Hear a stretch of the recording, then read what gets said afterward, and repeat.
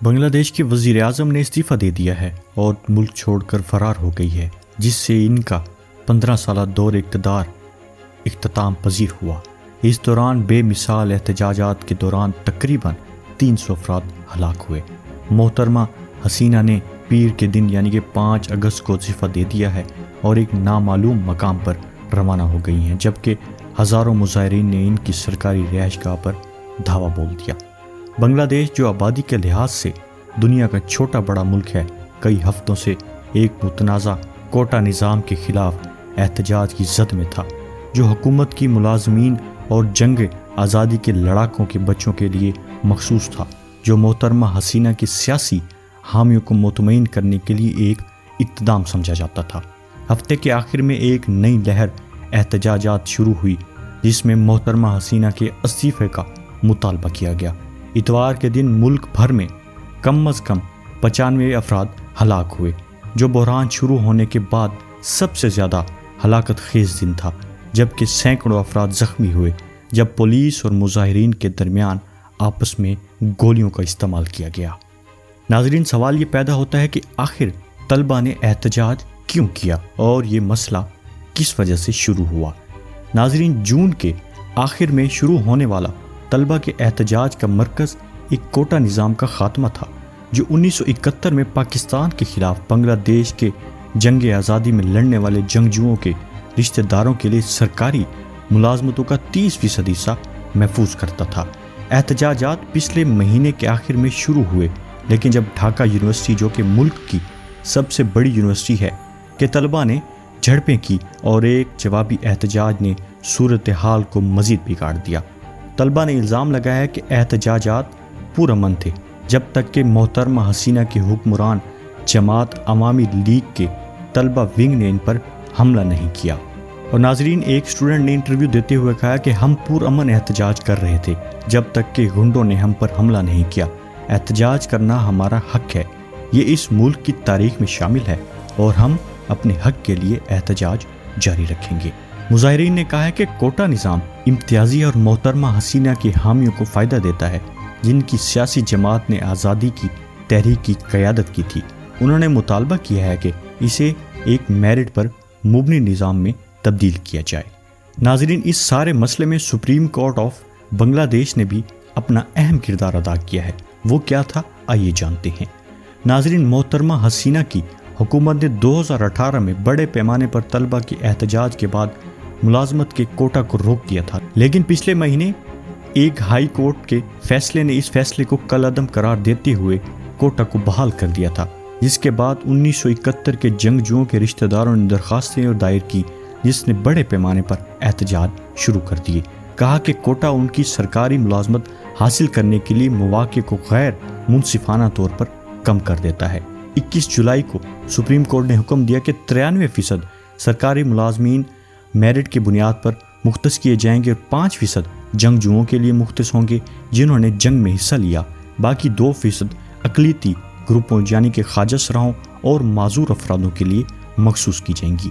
یہ فیصلہ طلبہ کے لیے ایک جزوی کامیابی تھی، جب دونوں فریقین کے نمائندے 19 جولائی کو رات دیر گئی ایک قرارداد پر بات چیت کر کے ملے۔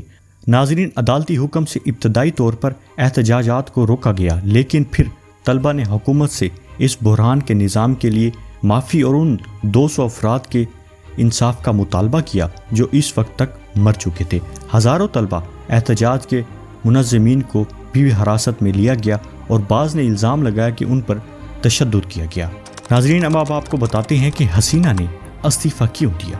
ناظرین، طلبہ کے احتجاجات نے بنگلہ دیش کی حکومت اور معیشت میں دراڑوں کو نمایاں کیا اور ملک کے جوانوں نے بڑھتی ہوئی بے روزگاری پرمایوسی کو اجاگر کیا، جہاں تقریباً 32 ملین نوجوان کام یا تعلیم میں بالکل بھی نہیں تھے۔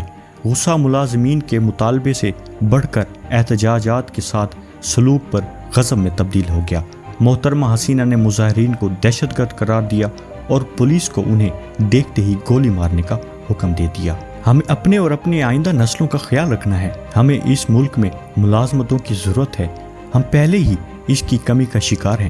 ڈھاکہ کے ایک طالب علم رشید نے کہا، ہم نے حکومت کو کئی بار بات چیت کرنے کی دعوت دی، ہفتے کے آخر میں ملک بھر میں حملوں کی رپورٹس تھیں، جن میں سرکاری عمارتوں، حکمران، عوامی لیگ کے دفاتر، پولیس اسٹیشنوں اور عوامی نمائندوں کے گھروں پر حملے کے واقعات شامل ہیں۔ ملک کے 64 میں سے 39 اضلاع میں جھڑپیں رپورٹ ہوئیں۔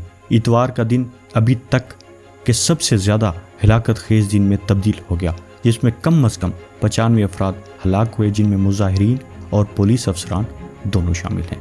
ڈھاکہ یونیورسٹی کے طلباء کے کوآرڈینیٹرز نے پیر کو ڈھاکہ کی طرف مارچ کے طور پر منانے کا اعلان کیا، حتمی جواب قرار دیا، جس کے بعد فوج نے کہا کہ حکومت کے کرفیو کو چیلنج کرنے والے طلباء کو قانون کی پوری طاقت کا سامنا کرنا پڑے گا۔ حکومت نے بہت سے طلباء کو قتل کر دیا۔